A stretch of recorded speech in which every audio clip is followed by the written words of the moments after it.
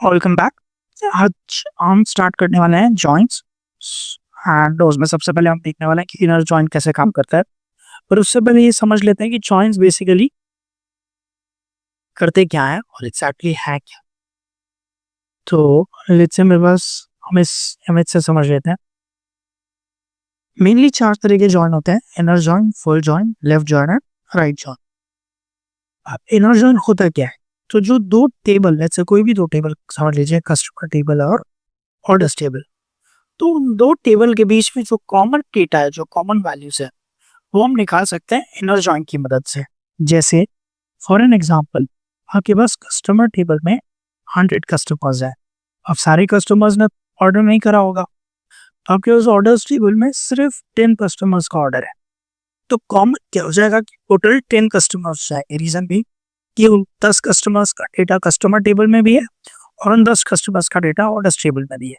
तो inner join use करके हम 10 कस्टमर्स के रिस्पेक्ट में डिटेल्स निकाल सकते हैं कि उनका शिपिंग स्टेटस क्या है, उनका ऑर्डर आईडी क्या है, उन्होंने अमाउंट पे कर दिया नहीं कर दिया, अगर ये डेटा ऑर्डर टेबल में अवेलेबल है तो।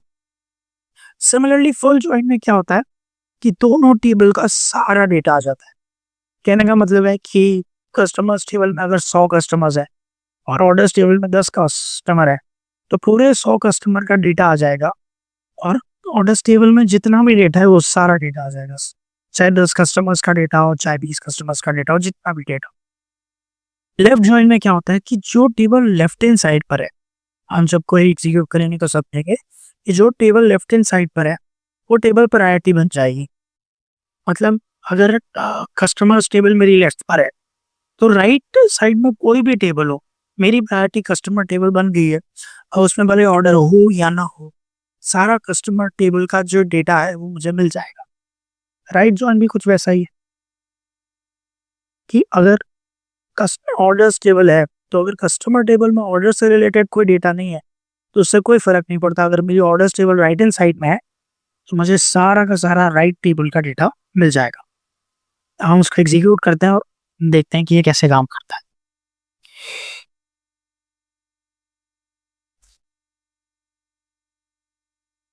फिर से भी मैं कस्टमर टेबल में चला जाता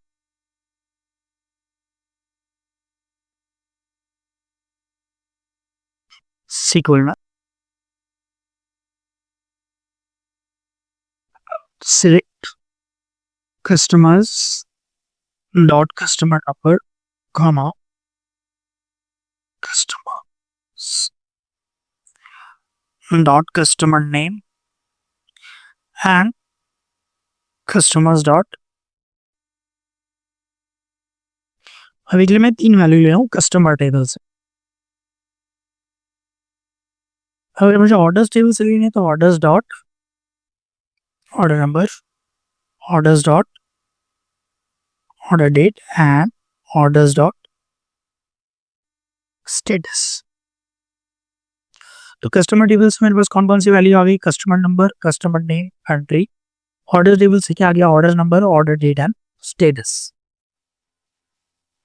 from customers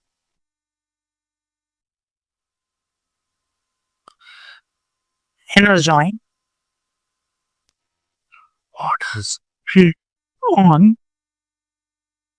customers dot customer number equals to orders dot customer number।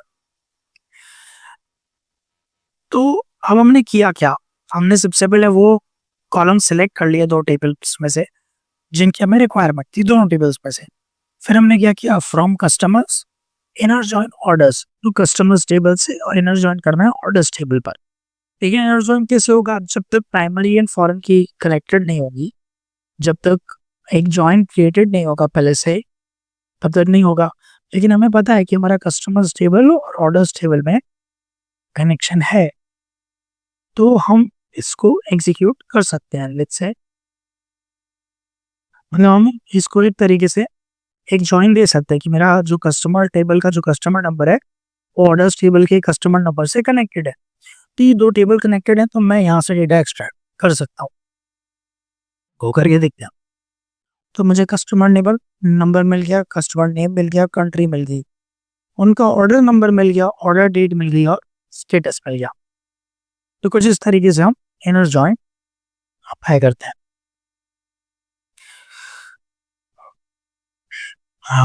आपको इनर जॉइन क्लियर हो गया होगा। अगर आपको वीडियो अच्छा लगा और आपको डिटेल डेटा एनालिसिस को सीखना हो तो आप डिस्क्रिप्शन में दिए गए लिंक पर जाकर कोर्स चेक कर सकते हैं। Thank you so much.